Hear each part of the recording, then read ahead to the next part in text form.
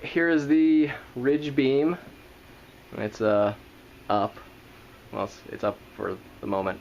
Got it braced that way, and there's another brace going up diagonally to the other beam where the ridge goes up.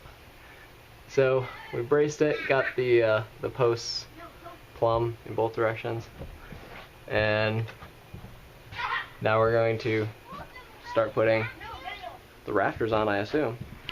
But I've got my friend Greg here helping. I don't think I could have done this without him. This is very difficult. Definitely at least a two-person job. Alright, here are the rafters or roof joists, or whatever you want to call them. These are the guys that sit on that make up your roof. Plywood sits on top of that, and your shingles sit on top of those. And I've got almost all of them cut. I got one to go here. I just wanted to show you how I am cutting these and what the anatomy of them is. So you'll see one of them is already up.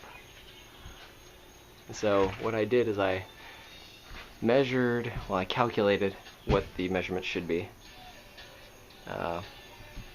and then I went off of that, and I got this piece of wood that I kept hacking up, because my calculations were for a perfect world with a perfect structure, and this is not one of those. And then I started doubting myself. Maybe it's not the right angle, blah blah blah.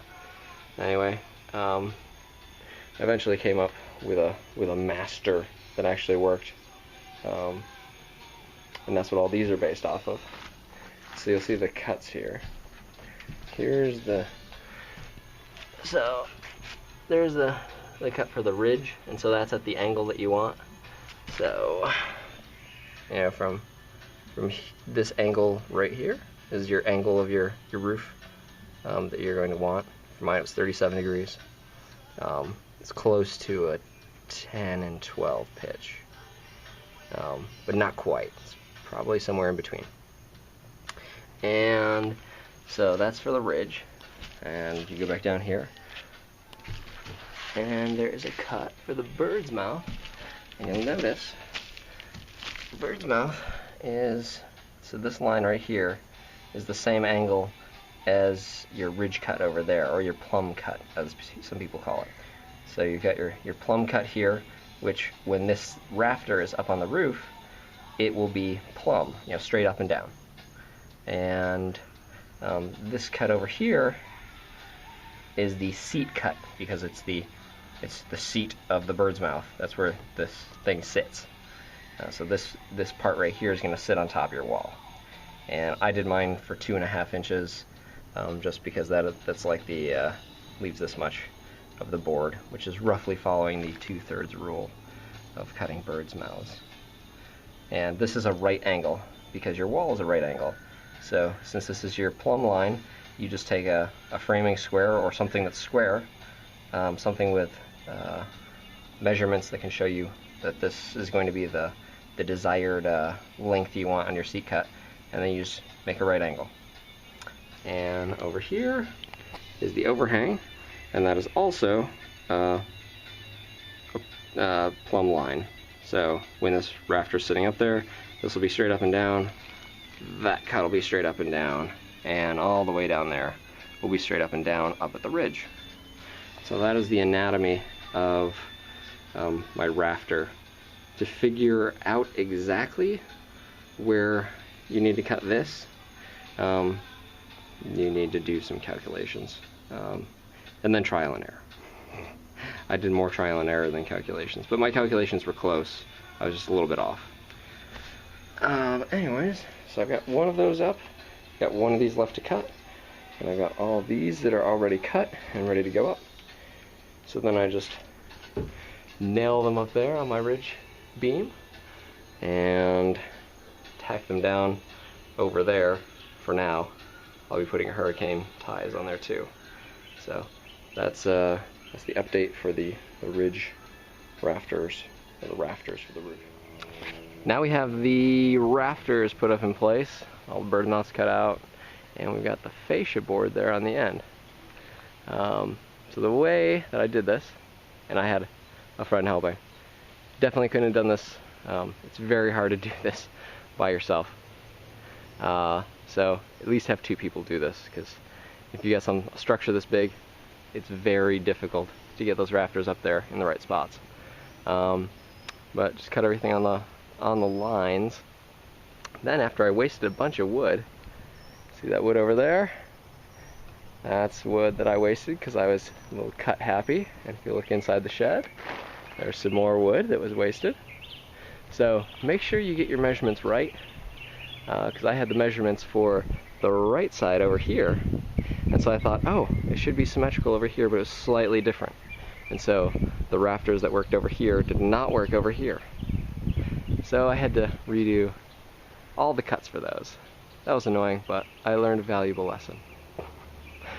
Anyway, so all those rafters are up there, nailed in at the top, and they're toe nailed in on where they meet the wall. Just for right now, they'll have hurricane ties, and then they're nailed into the fascia board here, which spans the whole length. That's 14 feet, and I'm going to be using this rafter over here as the base to put the trim for the fascia. So that's good. Take a look around here.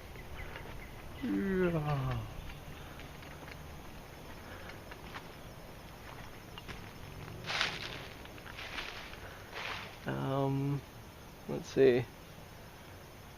So, found out that if the tops are a little high, that's okay, because you can knock those down. But if they're a little low, then that's bad. So, and what I mean by the tops, like right up there where they meet the ridge board, the ridge beam. So, get those a little higher than a little lower, and you should be okay. And when we put the fascia on, that was also, all of these boards weren't exactly in the right spot. So we marked a chalk line across all the rafters, then cut them straight up so they'd all be, I used a level to make the line plumb, and then cut those to the right length, so then we have a straight fascia board there, and a straight fascia board there.